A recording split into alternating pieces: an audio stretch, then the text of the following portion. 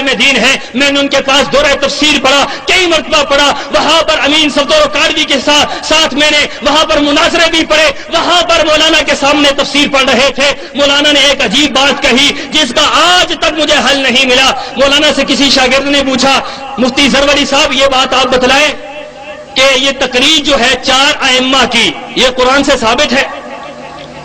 4 ائمہ کی تقریر قرآن سے ثابت ہے؟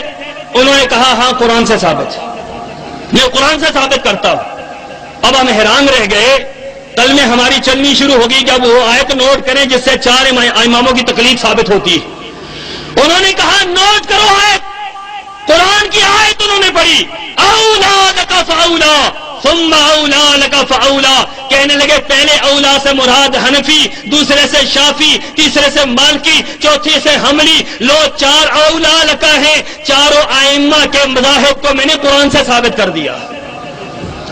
میں اٹھ کر کھڑا ہو گیا، مفتی صاحب کے ہاں سوال کی ممانعت تھی، آپ کو پتا ہونا چاہیے، تجربہ کر کے دیکھ لیں، ان حضرات کے ہاں سوال کی اجازت نہیں ہوتی، ہمارے ہاں آپ سوال کر سکتے ہیں لیکن ان کے ہاں سوالوں کی اجازت نہیں ہوتی، جو سوال کرے اس کو گستاخی کہتے ہیں۔ میں کھڑا ہو گیا، میں نے کہا حضرت یہ کیا کہتے؟ بیٹھ جاؤ بیٹھ جاؤ، جو میں نے بیان کر دیا وہی تھا، مجھے سوال نہیں کرنے دیا۔ میں حیران ہو گیا، میں نے کہا یہ دیکھو قرآن کو کس طرح بدلتے ہیں، یحرفون الکلم عن مواضعہ، ہم سنتے تھے یہودی اللہ کی آیات کو بدلا کرتے تھے، ہم سنتے تھے عیسائی اللہ کی آیات کو بدلتے تھے، ہم نے آج دیکھا لوگ اپنے آپ کو مسلمان کہتے ہوئے قرآن کی آیات کو بدل رہے ہیں۔ کس طرح قرآن کی آیت کو بدلا ہے، کس طرح قرآن کی آیت کی غلط تعویل کی ہے، غلط تشریح کی ہے، غلط ترجمہ کیا ہے۔ اسی انداز سے ایک اور مسئلہ پیش ہوا، تحقیق کر رہا ہوں، بخاری شریف پڑھ رہے ہیں، بخاری کے اندر حدیث موجود ہے، جو شخص اپنے بچے کو اٹھا کر نماز پڑھے اس کی نماز ہو جاتی ہے، اس کی نماز ہو جاتی ہے۔ حضرت ابی امامہ کو اٹھا کر رسول اللہ صلی اللہ علیہ وسلم نے نماز پڑھی، اپنی نوازی کو اٹھا کر نماز ہو جاتی ہے۔ یہ اہل حدیث پر اعتراض کرتے ہیں، یہ حدیث پیش کر کے اہل حدیث پر اعتراض کرتے ہیں، لوگ کہتے ہیں اہل حدیث جب حدیث کو مانتے ہیں تو پھر بچوں کو اٹھا کر نماز پڑھیں، اور ان کا عجیب مسلک ہے۔ فتاوی عالمگیری کے اندر، در مختار کے اندر، رد المختار کے اندر میں نے یہ مسئلہ پڑھا، وہاں پر لکھا ہوا تھا کوئی آدمی اپنے بچے کو اٹھا کر نماز پڑھے اس کی نماز نہیں ہوتی۔ مجھے یہ بتاؤ اللہ کے رسول کی نماز ہوئی ہے یا نہیں ہوئی؟ نبی پاک بچہ اٹھا کر نماز پڑھ رہے ہیں، یہ کہتے ہیں نماز نہیں ہوتی۔ اور اس سے بڑھ کر ایک اور عجیب مسئلہ، یہ ویسے فقہ عجوبوں سے بھری پڑی ہے، میں اس میدان کو نہیں کھولنا چاہتا، میں صرف وہ واقعات سامنے رکھنا چاہتا ہوں جو مجھے پیش آئے ہیں۔ وہاں پر یہ مسئلہ ہم نے پڑھا، در مختار کے اندر یہ مسئلہ پڑھا کہ کوئی شخص اگر کتے کے بچے کو اٹھا کر نماز پڑھو تو اس کی نماز ہو جاتی ہے۔ حیرانگی کی بات، اپنے بچے کو اٹھا کر پڑھو نماز نہیں ہوتی، کتے کے بچے کو اٹھا کر پڑھو نماز ہو جاتی ہے۔ عجیب محبت ہے کتوں سے، عجیب محبت ہے، اور ساتھ باقاعدہ آداب لکھے ہیں، آداب علماء موجود ہیں، پوچھیں ان سے کہ باقاعدہ کتے کو اٹھانے کے آداب لکھے ہیں۔ انہوں نے کہا جب کتے کو اٹھا کر نماز پڑھو تو اس کا منہ باندھ لو، منہ باندھ کر نماز پڑھو۔ میں نے کہا حضرت منہ کیوں باندھنے کا حکم ہے؟ کہنے لگے منہ اس لیے باندھنے کا حکم ہے کہ کتے کو منہ چاٹنے کی عادت ہے، نماز میں کہیں یہی کام نہ شروع کر دے، لہذا منہ اس کا باندھ لو۔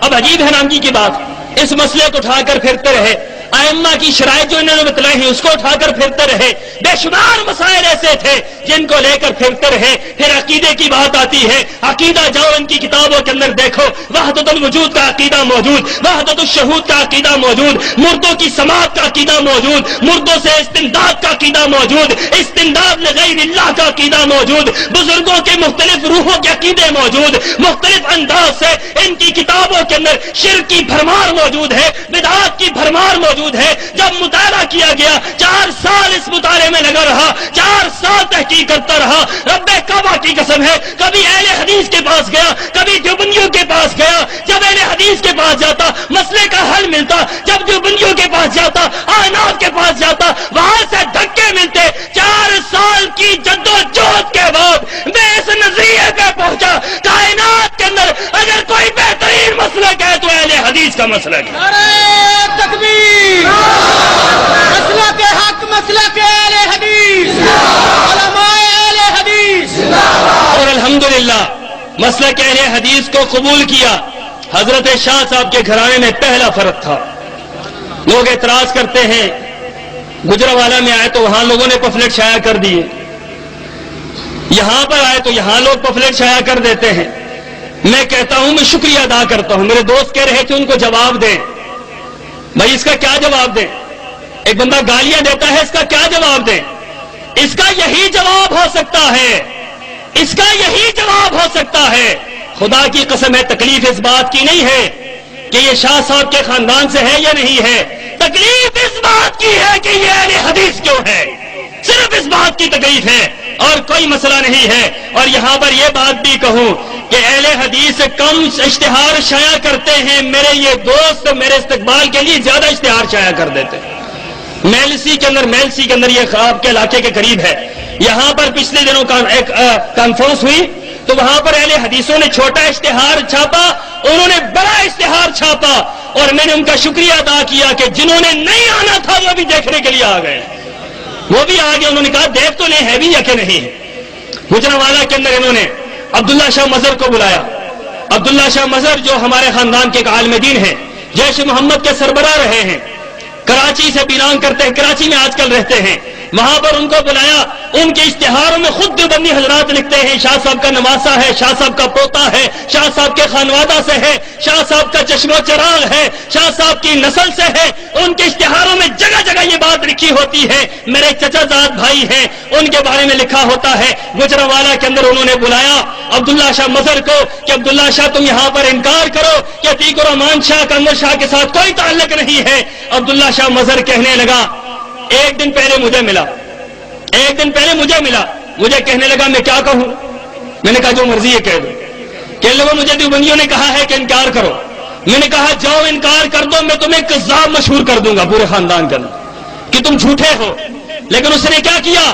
اس نے گجرانوالہ کے اندر جا کر اقرار کیا، اس نے کہا وہ بھی شاہ صاحب کے خاندان سے ہے، میں بھی شاہ صاحب کے خاندان سے ہوں۔ لیکن اس نے ساتھ دیوبندیوں کو ٹالنے کے لیے بات کہہ دی۔ کہنے لگا کیا ہوا؟ وہ اہل حدیث ہو گیا۔ ان قارون کان من قوم موسیٰ فبغى علیہ، کہ قارون بھی تو قوم موسیٰ سے تھا، کیا ہوا جو ادھر چلا گیا؟ کوئی ایسا مسئلہ نہیں ہے۔ اس انداز سے کر کے اس نے وہاں پر جان چھڑائی ہے۔ اللہ کے فضل سے کسی کو کسی کے خاندان سے ہونے کے لیے میں یہ بات کسی دروازے کے اندر نہیں کہہ رہا، کسی کمرے کے اندر بیٹھ کر نہیں کہہ رہا، بڑے مجمع میں کہتا ہوں، پورے پاکستان میں کہتا ہوں، ہر علاقے میں جا کر کہتا ہوں۔ مجھے اس بات پر کوئی فخر نہیں ہے، میں اس بات کو کبھی استعمال نہیں کرتا، لیکن تکلیف ان لوگوں کی وجہ سے ہوتی ہے جو اس بات کے پیچھے پڑ جاتے ہیں۔ بھائیو، اللہ کے فضل سے ہمارا تعلق ہے اور الحمدللہ خاندانی اس تعلق کو کوئی ختم نہیں کر سکتا۔ ساتھ ساتھ یہ خوشخبری سناؤں کہ جب میں اہل حدیث ہوا، حضرت شاہ صاحب کے خاندان میں پہلا اہل حدیث تھا۔ آج اللہ کے فضل سے شاہ صاحب کے گھرانے کے اندر الحمدللہ سینکڑوں کی تعداد میں لوگ اہل حدیث ہو چکے ہیں، الحمدللہ۔ اور یہاں پر یہ بات بھی میں کہوں، اللہ کے فضل سے وہ وقت دور نہیں ہے جب سارے خاندان کو اللہ اہل حدیث بنا دے گا انشاءاللہ۔